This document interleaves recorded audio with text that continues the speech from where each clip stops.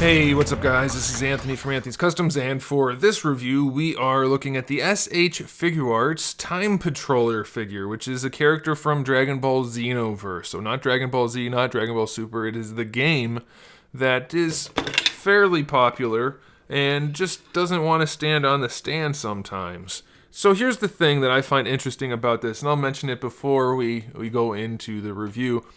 If they wanted to make a figure that probably half the people were just not going to buy because they didn't care, why not do something like Great Saiyaman or something like that that's actually canon that people care about rather than something from a game, which is popular enough, but not nearly enough compared to a character from the actual anime or manga. I don't personally get that. It is a decent figure, don't get me wrong, it's just a very weird choice, and I'm curious how you guys feel about that.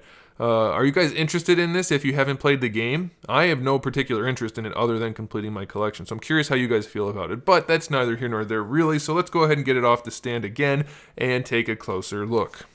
This guy stands just about 15 centimeters tall to the top of his hair. Let's call it about 14, maybe 13 and a half to the top of his head, which makes him just about a little over 5 1/4 to the top of the head and closer to 6 to the top of his hair. And this guy is generally aesthetically pleasing. There's one huge issue on mine, and that is that the two bits of yellow for the top part of the shirt and the bottom of the shirt, they don't match at all. They're totally different types of yellow. Otherwise, this guy is pretty well done. We have some nice shading throughout the pants. Doesn't quite look like he peed himself like that other figure did recently, so that's pretty good. We have a pretty clean paint job for the boots. They're not great, but they're definitely good enough.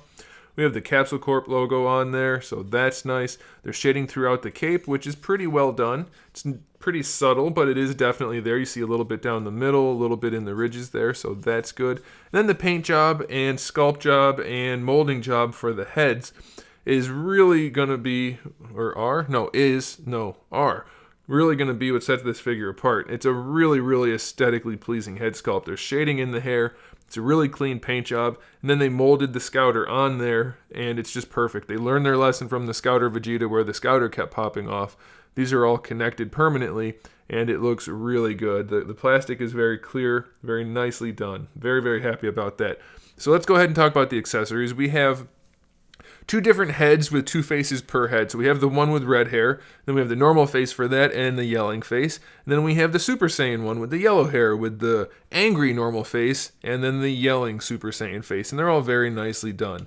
Very pleased with that. I love the Scouter. They did a great job. And then as far as the hands go, we have the two fist hands that come on him in the package, two gripping hands, which are, I'm guessing, for Trunks' sword, even though he doesn't come with anything of his own to hold, two kind of clenched finger hands, and then two wide open palm hands. And then lastly, we have the display stand with blast effect. I guess it's probably a Kamehameha or Kamehameha, depending on how you want to pronounce it.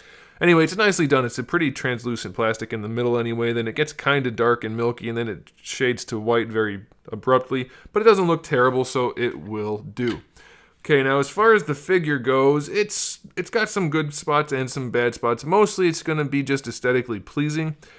All of the joints, or at least most of them, are exceedingly tight. And you're going to hear, well, you may not hear it, the mic might not pick it up, but it shreds a lot. There's tons of screeching and squeaking and squealing as you pose this guy.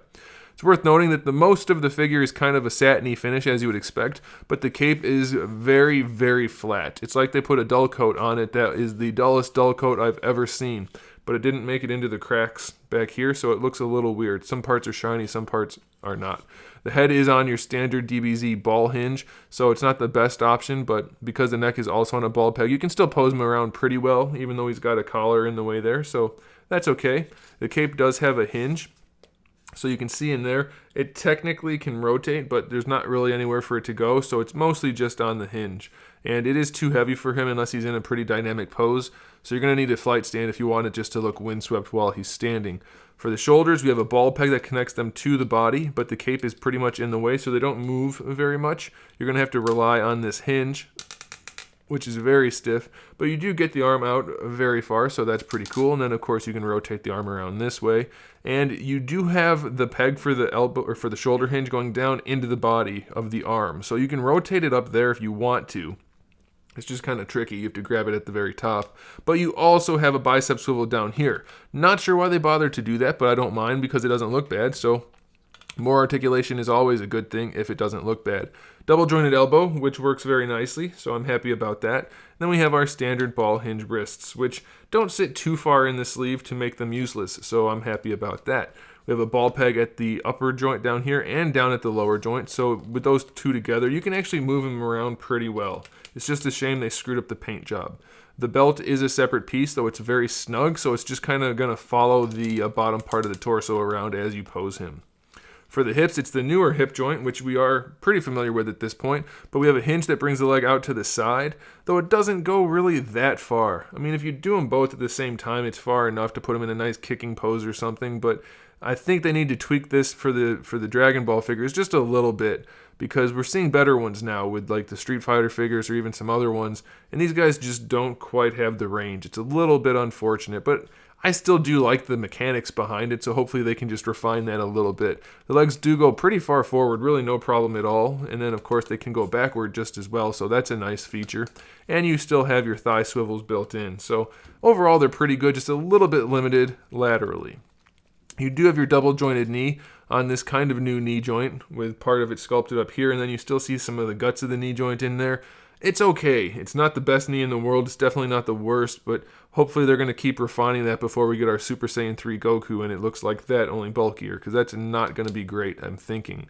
Hoping. Same thing for Tien and Yamcha. For the ankles, we have a true ball hinge ankle, which is always a good thing.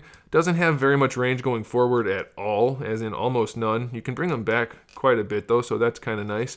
And you can rotate it around to give yourself an ankle rocker, so I do appreciate that. Works very nicely for an ankle rocker. Then you have a toe hinge, which only bends up a little tiny bit and bends down the whole way, so that's pretty strange. Not sure what's up with that. So this figure does have some nice aspects, and it's definitely not a bad figure by any means, but it's definitely not a must-have figure by any means for, I'm guessing, most people who are collecting this line. I'm guessing they don't really care about a generic character from a game that was only moderately successful. So I don't know, it's just definitely not a must-have, but it's a good enough figure where if you buy it, you're not going to be disappointed. So I guess I'll just leave it at that. I do really like the head sculpts though, and maybe you want to grab them just for that. I don't know, it's up to you. Kind of does look kind of like Gohan, like an older, slightly different looking Gohan. You could kind of make that argument if you painted the hair black or just use the Super Saiyan hair. That's up to you. There it is, guys. Thanks for watching. Make sure you subscribe to the channel. I have new videos up every single day. We talk about action figures, movies, TV shows, video games, all kinds of fun stuff. So make sure you come back for all of that. Give the video a thumbs up if you liked it. And in the meantime, keep collecting.